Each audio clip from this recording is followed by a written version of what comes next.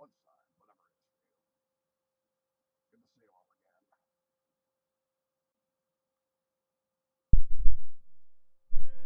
That was my mistake. Yeah, we're off to a great start here. Forgot to turn my mic on. Anyways, as I was saying, good morning, good afternoon, evening, whatever time it is for you. It's good to see you again. So, unlike last stream, there's actually a bit of a structure here. So, let's see who's here so far. Carmine, good to see you.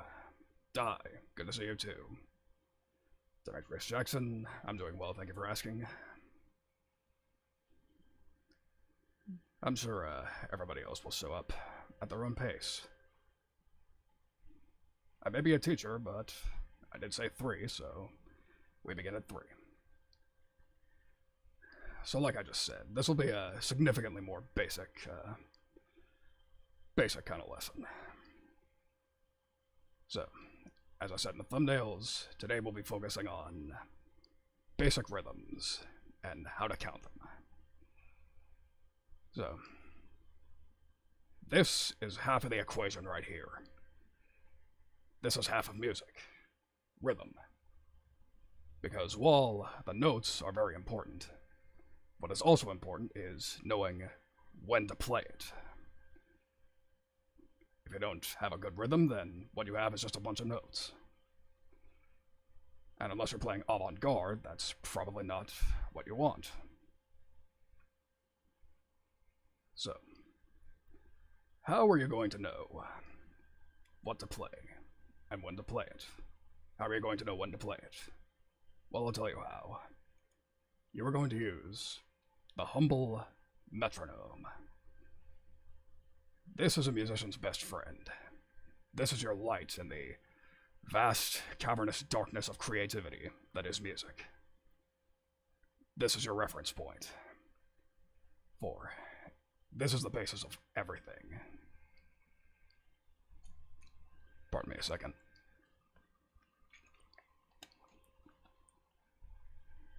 The metronome is what any musician worth their salt uses to practice music. It gives them a good reference point for not just the tempo, but when to play what note. So, that's enough of a verbal introduction. Let's actually give you an audio introduction. This is what a metronome will sound like.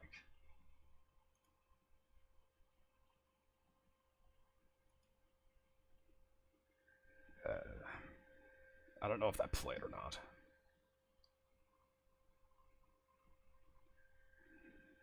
Probably not. Whatever the case, well, it doesn't matter if you heard it or not, then,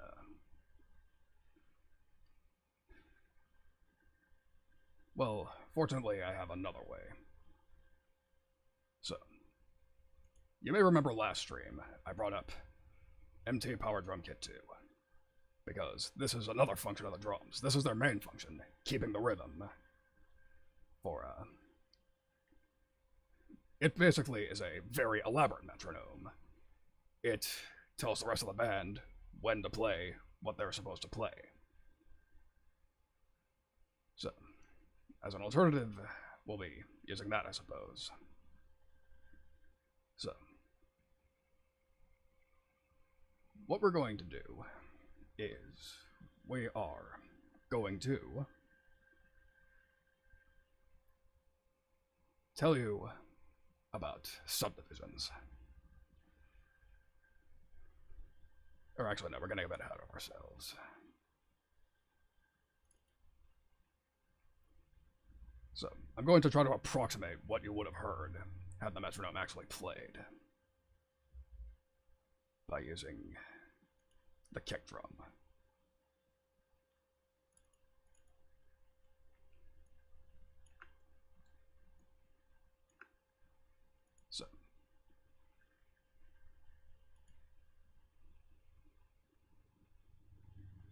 So, a metronome would be playing something along the lines of that. Just a very, very basic rhythm that will give you an idea of what pulse the song is supposed to run at. So, what I just played there are quarter notes, which is a fourth of a measure. This is not the simplest, not the absolute simplest subdivision, but it is the most important. Because, as I said in the first stream, well, as I alluded to in the first stream, 4 is the number that you will keep coming back to in music. Everything of importance when it comes to structuring a song, deciding a tempo, and, of course, plotting on a measure,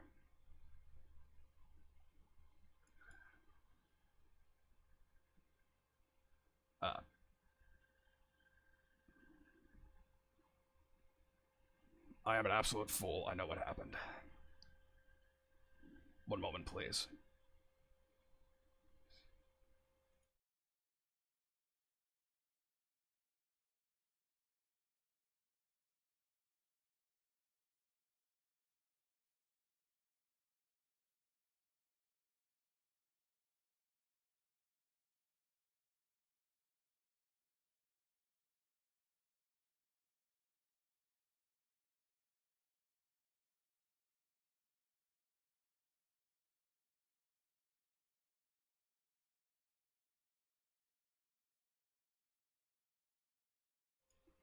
So, this is a bit more behind the scenes than I wanted to get, and we're getting off subject here, but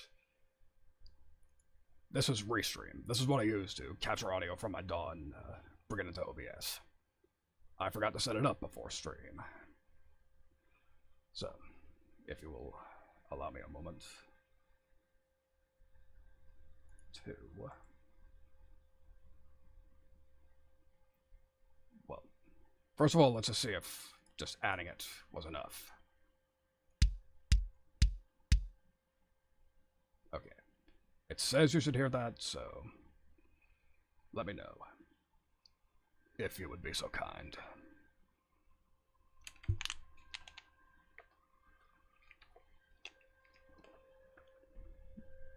Fantastic, thank you very much. So, was that just the kicks though, or the metronome too?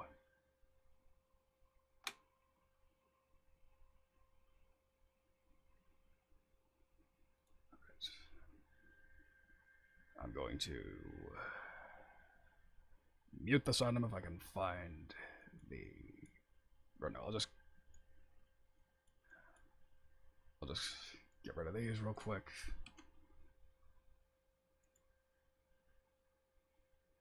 Could you hear that? Good afternoon, Corpse. I'm happy to see you. And I'm glad to know it was loud and clear. Well...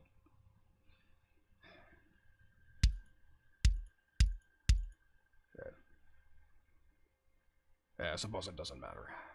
Let's just get back on track. So, these are quarter notes, most basic measurement of music. Again, it all comes back to 4.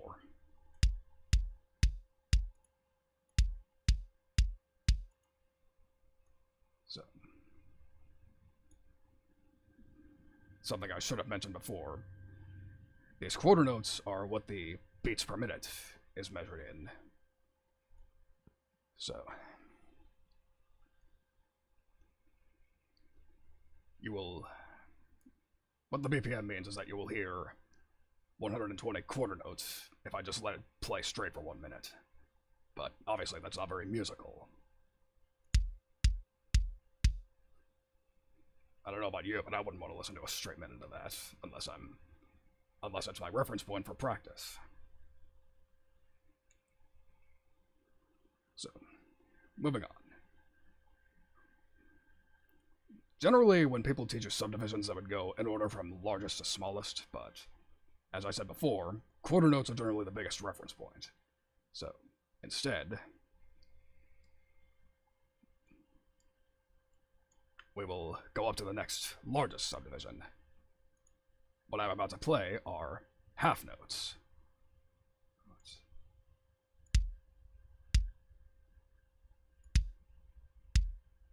Here, maybe I should turn on the loop.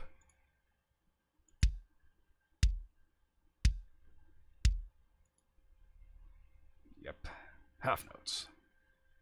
Very convenient. And then, to cap it off with the largest subdivision of a single measure, this is a whole note.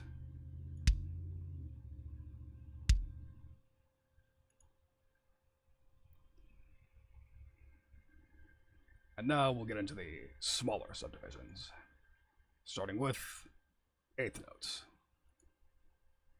So, this is a function I forgot to tell you about during my tutorial. If you select a note that is a certain length long, select a particular measure, and then press the S key, you will effectively split the note in half. So, with that out of the way, let us play some eighth notes.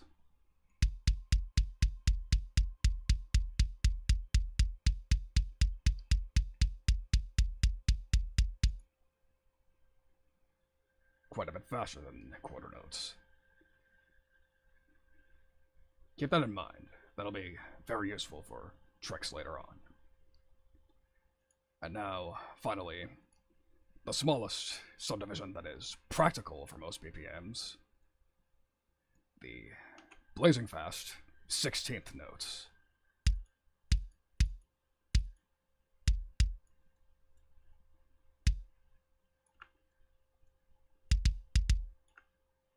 Which sound like this.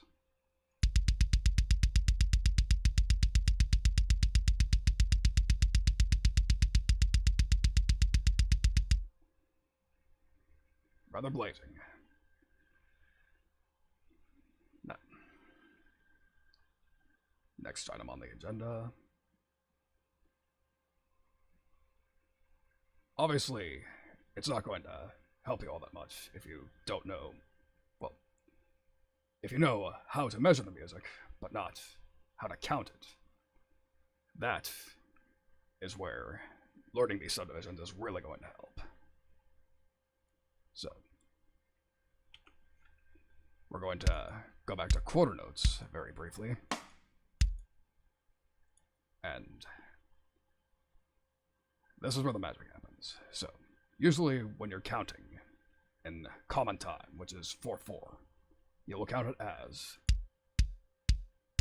1, 2, 3, 4, 1, 2, 3, 4, 1, 2, 3, 4, 1, 2, 3, 4. Very simple, right? However, again, not every measure is going to be straight quarter notes. Good afternoon, JC. Good to see you. That is absolutely fine. Go ahead and lurk. And, yes, feel free to come back to this later if, especially if I'm going too fast for you. There's no shame in rewatching the replay if, this is too overwhelming for you at the moment. This is simple stuff, but again, for a beginner, it can be, a bit confusing. But again, very simple. Thank you, Carmine. Now, back on subject. Let us move on to eighth notes and how to count those.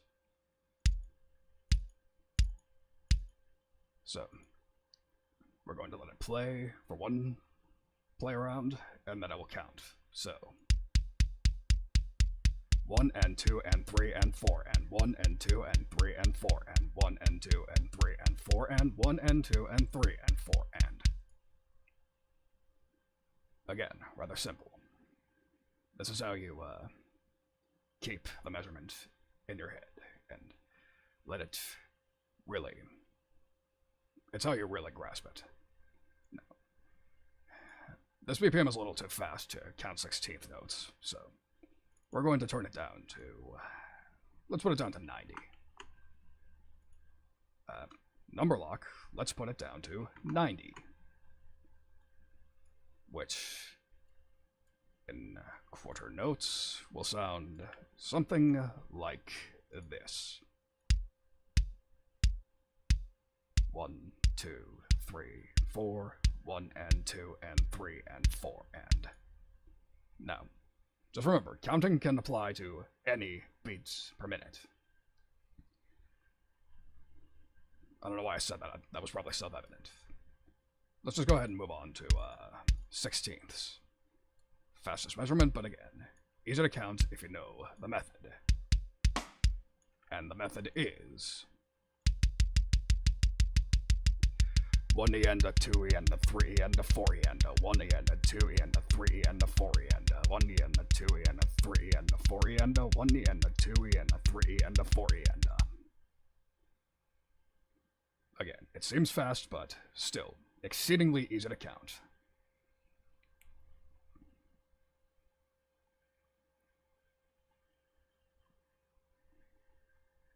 So, that's all the basic rhythms out of the way. But we are still rather far from done here, because that's just how it sounds with a rhythmic instrument. Now it's time to hear how it applies to a more melodic instrument, and for that, we're going to break out a plugin I did not show on my first stream. This is Keyzone Classic. This is, in my opinion, one of the better free piano plugins out there. So, piano roll, piano plugin. It just makes sense. But let's mute this bus first, just to make sure, just not to confuse you. So, let's pick a harmonic note. Let's go for E3. Yeah, that's what I'm feeling. So, again, we will be starting with quarter notes.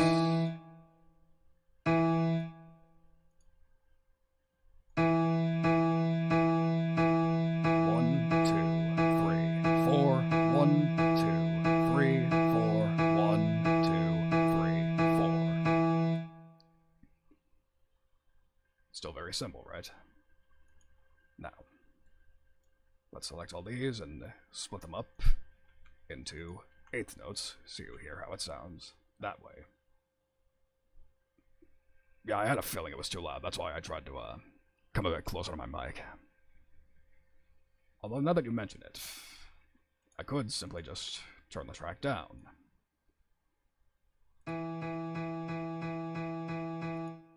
That's not too quiet, right?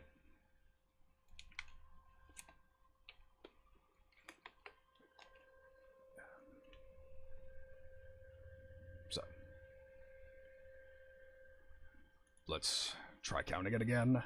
1 and 2 and 3 and 4 and 1 and 2 and 3 and 4 and... Still rather simple. And now, once again, we come back to 16th notes. There's a way to automate that splitting process, but this is not a Reaper tutorial, this is a basic theory tutorial. I'll be showing you that at a later date. So, 16th notes, again. 1E and a 2E and a 3E and a 4E and a 1E and a 2E and a 3E and a 4E and a... Still rather simple.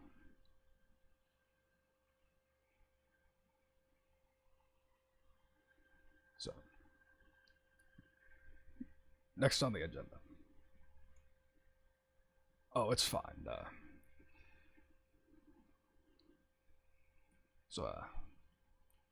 Let's review for our friend here real quick. So, alright, then again, you're a musician, so this might be, one of the less,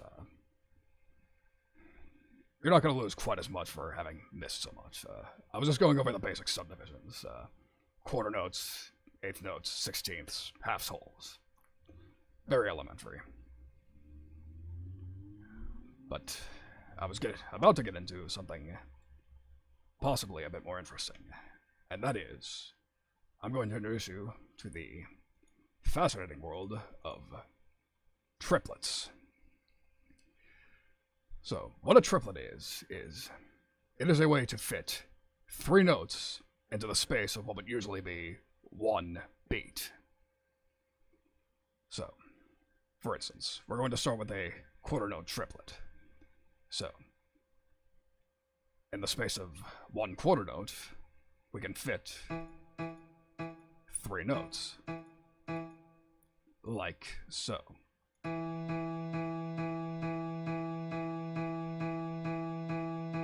One, two, three, four. One, two. Here, maybe I should bring this up again, because the metronome is not showing up. Nobody can hear the metronome, so we will have to improvise a bit. So, here's what a triplet would sound like with a straight rhythm played under it. 1, 2, 3, 4.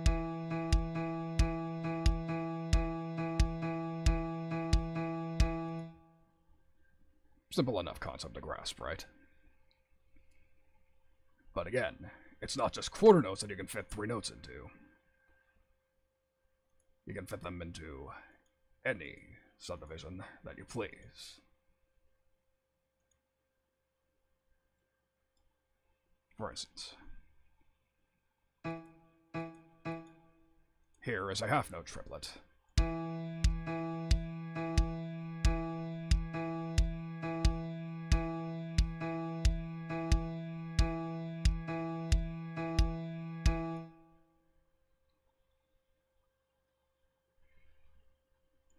Now, let us descend again to 8th notes.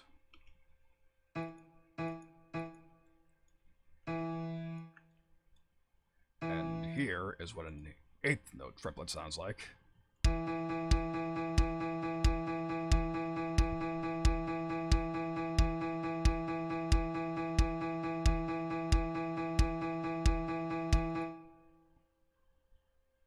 Still with me so far? Because here's the first subdivision that will probably really knock the socks off of somebody new to the concept. This is just about as fast as you can, about as fast as most people can play. And this is the mighty 16th note triplet. Take a listen to this.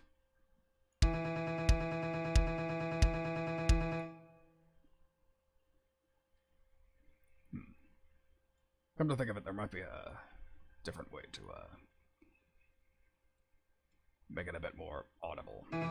Just occurred to me that everything being at the same velocity makes it just a bit harder to follow. Velocity is something I'll probably go over in another tutorial, because again, music theory, not Reaper tutorial. So, let's see if we can grasp it a bit more if I play it like this.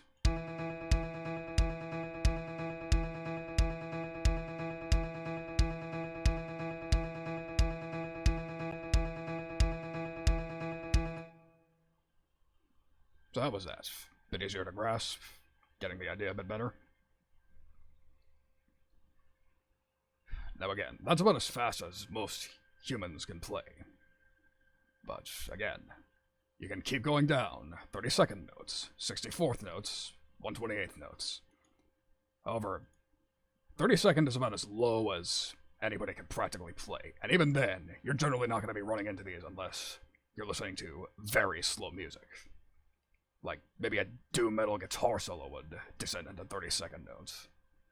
Just not really common, and not very practical for a human to play. So, if you'll allow me to check the itinerary.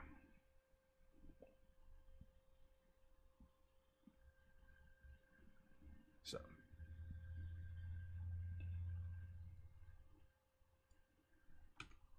if we go on to the next concept, let's go back to dotted notes. So, the basic concept of a dotted note is, it is one note plus half of it. So, for instance, I have quarter note dotted. So, this is 1/4 note plus 1/8 note. And it sounds something like this, minus this little tail at the end where you cannot fit any more dotted notes.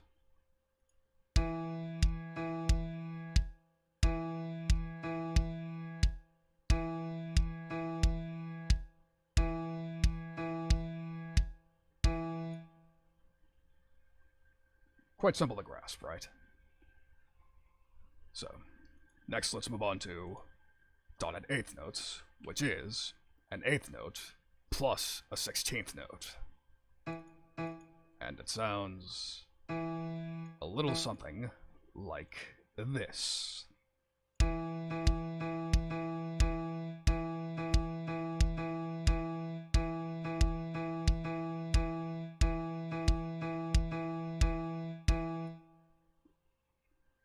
That's already pretty, quite a nice groove there. But again, if you would actually want to write a song with that rhythm, you would need to mix it up just a bit more harmonically, especially. And finally, this isn't very practical, but we'll just mess with it anyway, just for the meme. Why not? This is a dotted 16th note, which, if you remember the formula, is 1/16th note plus 1/32nd note. You're probably not going to hear this much in music in general, but it's still good to know. So, let us fill out the measure with these. Whoops.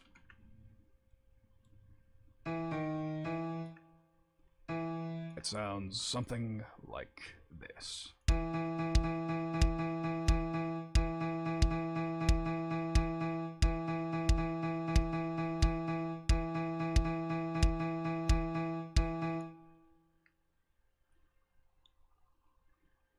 Now again, you may not use that much, you may want to use nothing but it. But again, it's up to your discretion, your utilization. And it's still a good measurement to know, especially if you want to deconstruct a song, which we will get to later on in the stream. One moment, please.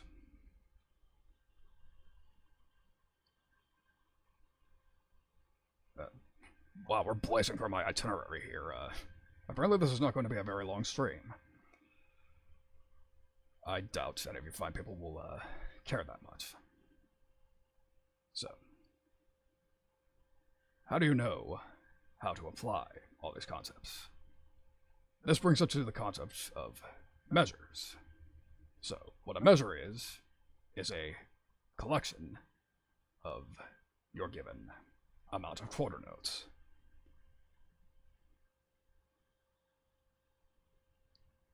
Although, come to think of it, this actually might be a good time to teach you all about time signatures. I'm glad to hear that, Carmine. So, time signatures. If you look right here in the center, you will see what looks like 4 divided by 4. What a time signature is how many notes you play and what subdivision of notes you're using. So, this is what's called common time, 4/4. And what it means literally is, it is 4 repetitions of 4 quarter notes. Like so. Hence why we count it as 1, 2, 3, 4, 1, 2, 3, 4. 4/4. Very simple to grasp, right? So, however, this is hardly your only option as far as time signatures go. I'm not going to get into it too much, just to keep things simple, but the bottom number, something I should point out is that this is horizontally oriented, whereas usually it would be vertically oriented. The number of notes you would play would be on top, and the subdivision would be at the bottom. So, for instance, another common time signature would be 6/8. That would be 6 eighth notes. You would play an eighth note 6 times. Hence, 6/8. We're not going to be playing in that, just to keep things simple, but it's something to keep in mind. And with that, the time signature is how we measure measures. This is your point of reference for how long a song will go on. Now, this is another way in which everything comes back to 4. So, for a part in a song, they are usually divided into packs of 4. So, if you had a song part, it is generally recommended to make it either 4 measures long, 8 measures long, and generally at the higher end, 16 measures long.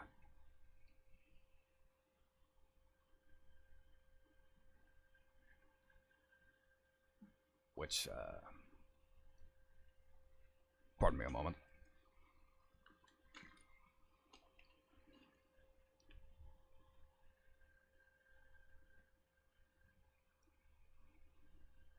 Yeah, we'll just move on. So, for the sake of demonstrating that, I'm going to, quote-unquote, write a song. This is not going to be a proper song by any stretch of the imagination, but it's just going to be a demonstration of how counting measures all comes together. And to assist me in that, I'm going to teach you a brief one feature of Reaper, which is markers. If you press M while you are in this particular aspect of the window, you can add a marker, which will show you what part of the song you are at. So, we'll call this marker intro. So, what I'm going to do is I'm going to go into our trusty NT-powered drum kit, and I'm going to go into the grooves. And as you can see here, it has a very convenient feature where it allows you to, one moment please. It gives you the option of how many bars long it is, which is simply another name for a measure. So, for this, for the first part of the demonstration, we will say 4 bars. So, we will select out of the 60 to 150 beats per minute, and we will choose an 8th note closed hi-hat beat. I think we'll simply go with the same beat we used back in my debut stream.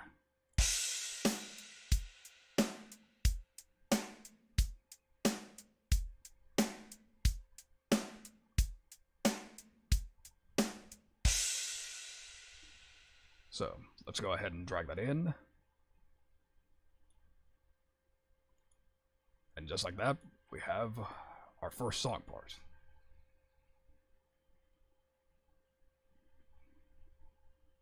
So, but obviously, just a rhythm section is usually not a song, so let's just go ahead and add some basic chords to this track as well. And for that purpose,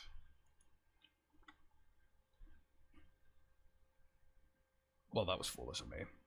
I did not have my workstation full screened that entire time. Let's hope none of the Reaper team is watching. You guys won't rat on me, right? So, let us insert a MIDI item that is conveniently enough 4 bars long. And I will just throw in a basic chord progression. I'm not going to go into an amazing amount of detail on this particular part of the session because, again, picking chord progressions is not the point of this tutorial. That'll most likely be the next tutorial.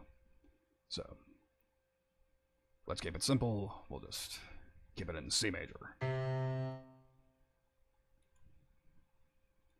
Basic C major.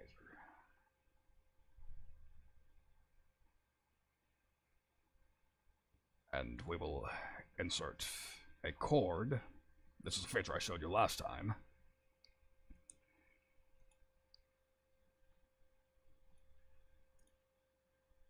And we'll just make this part just 4 C major chords over and over again.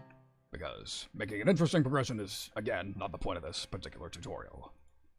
So let's hear how they sound together.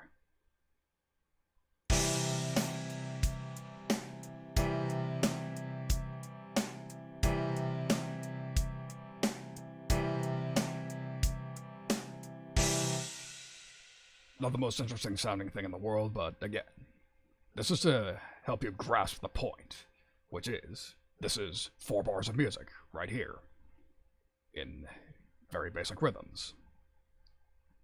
So, let's make another part of the song. And this time, let's go an entire 8 bars, which is the maximum that this program will allow. But we can make a part that's 60 measures long just by repeating a part. So this time, let's go with a ride cymbal.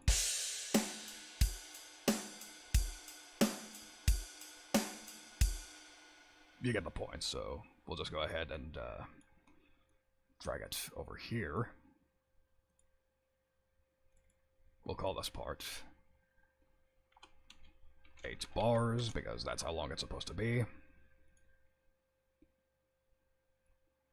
We will highlight this section of this track. We'll insert another MIDI item, and we will put in an actual progression this time. So,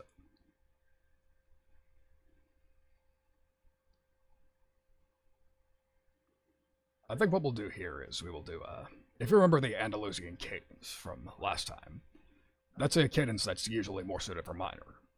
So, I'm going to play a modified version of that. So, we're going to start with a C major.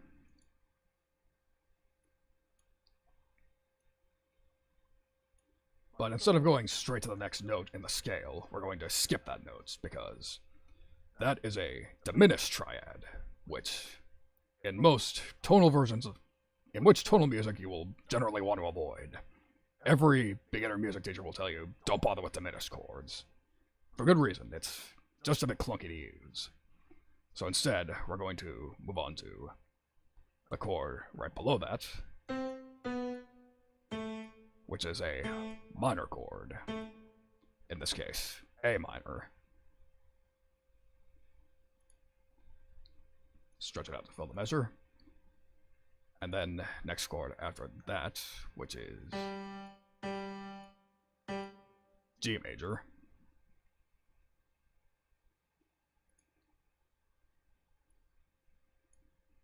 Now, again, this might be a bit confusing, but again, we're saving harmonics for the next stream.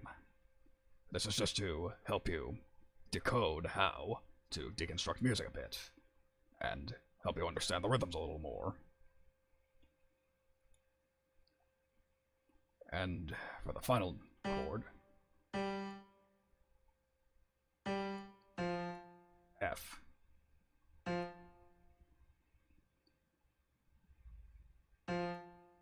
Which I believe in this key is a major. And if it isn't, we have key snapping on, so if so, my silly little brain flatulence will not matter quite as much. So, let's hear how it sounds so far.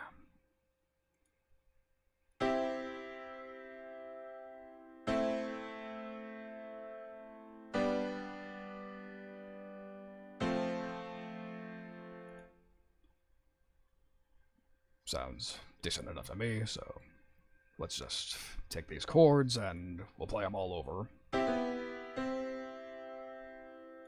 One more time. But first, I gotta make sure that these copied over correctly.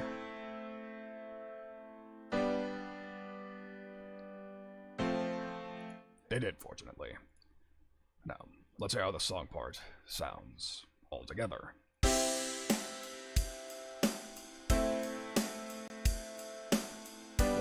2 and 3 and 4 and 1 and 2 and 3 and 4 and 1.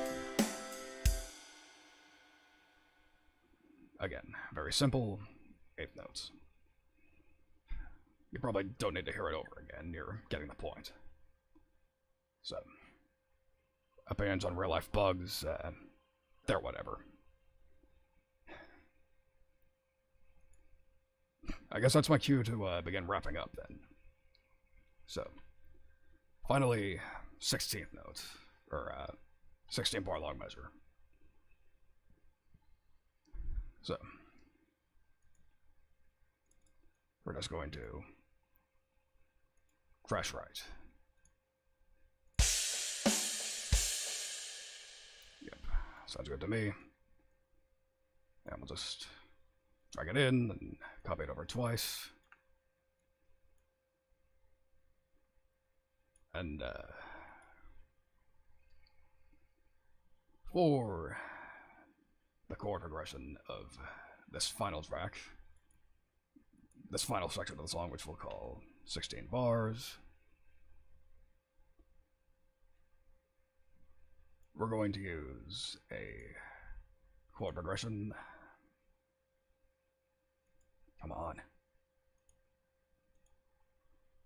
We're going to use a very famous chord progression, one that you've probably heard of, especially if you're familiar with viral comedy. Something commonly called... It goes by many names. The pop-pump progression, the 4 chords of pop. That chord progression that every comedian uses, that has a musical bent. I personally call it that damn progression, but that is merely my opinion, because it became famous for a reason. It resonates with people.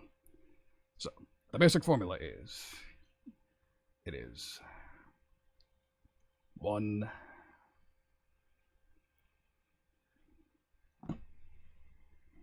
1, 6, 5, 4, I believe, or 1, 5, 1, 5, 6, 4. That was my mistake. So,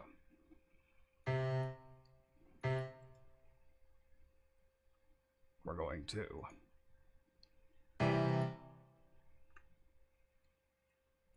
C major again, and this time we will count down 7, 6, 5, G major,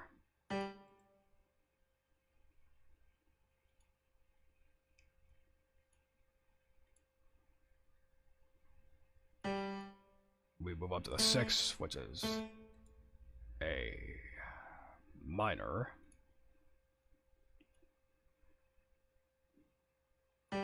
and then we go down to the 4, which is F major. And it sounds a little something like this.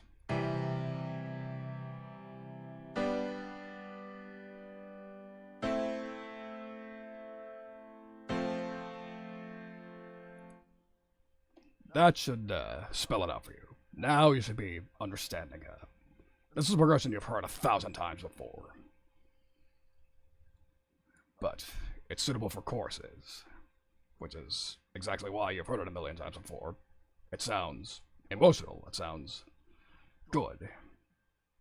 You've basically been brainwashed into thinking it's an amazing progression. Whether it is or not, it depends on how you use it. So, we're going to... There's your 16 measures of music. I'm sort of on playing it back for you because I'm fairly certain you get the point by now. We'll play the first couple of loops. Because to make this interesting, you would want to make a melody, but I'm not entirely sure. That might fly over your heads as bare beginners. So, we'll go ahead and play the first couple of repetitions of this.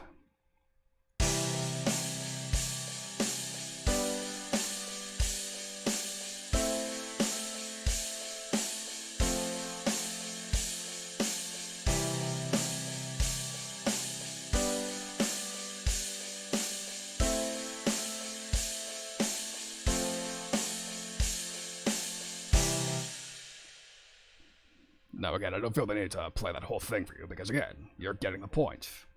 This is how music is structured. This is the bare beginnings of how rhythm is structured. This is half of the formula of music right here. And with that, we've finished my itinerary for the day, so I'm going to go ahead and opt for some viewer participation for the moment. Do any of you have any questions about what I've gone over today?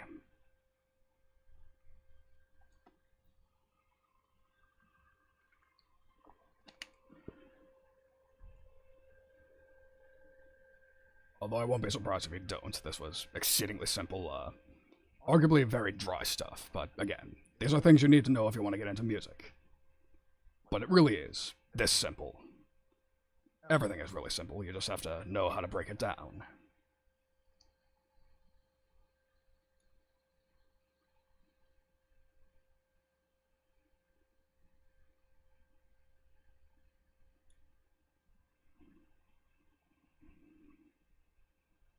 Yes, exactly, Miss Corpse. Very simple, but reviewing things is always very important. Very important. So, if there are no questions, then, I suppose we'll call it a day for today. Unless anybody, last call, any questions, any questions? No questions, but very enlightening. Thank you very much, Carmine. So, if that's the case, then, I suppose we'll call it a stream then. I'd say we did some good work. Again, very simple, very dry, but very, very essential concepts. Probably not the most entertaining thing in the world, but when you're working with information this basic, there's really not a lot of room to make it entertaining. Unless I resort to shoehorning in a bunch of stupid jokes or something, which simply isn't my style. We'll save that for the gaming streams. So, if there are no more questions, I suppose it is time for me to say my goodbyes for the day. Yes. Limited edition for the stream makes it hard to expand on, but excellent job explaining things. Thank you very much, Corpse. I'm glad, because again, this is kind of how I make my living back home, so I would hope that I managed to break things down in a fairly easy to understand way. So, for real this time, I'm going to call it a stream.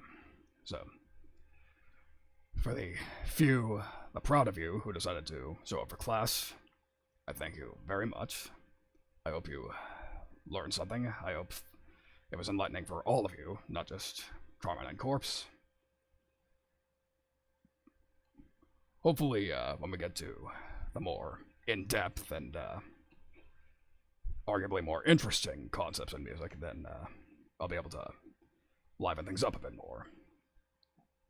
So, I'd like to thank you all again. I hope you all have a very, very nice day.